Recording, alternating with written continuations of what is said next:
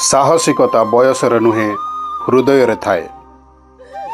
यह करी देखाइछि 8 वर्षर रवि जी कि भाई पाई निज जीवन हारिदेला, किंतु समस्तक हृदय रे अमर होईगला तार भाई प्रति भल पाइबा। एभली एक घटना देखा मिली लांजीगड़ ब्लॉक हरड़ा पदर ग्राम रे।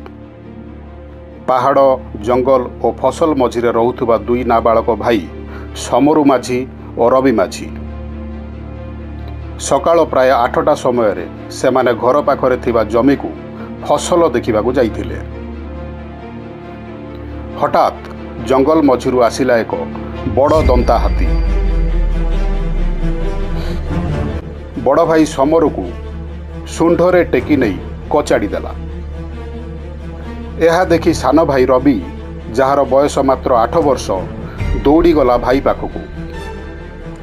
ताकू उठाइबाकू चेष्टा करिबा समय रे हाथी फेरी आसी पादरे दली देई चलीगला।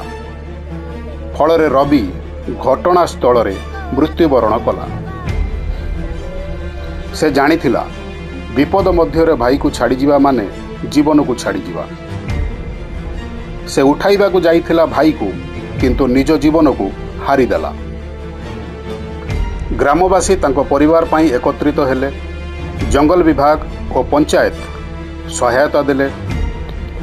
सरकार को विशेष क्षतिपूरण पाई दाबी कले।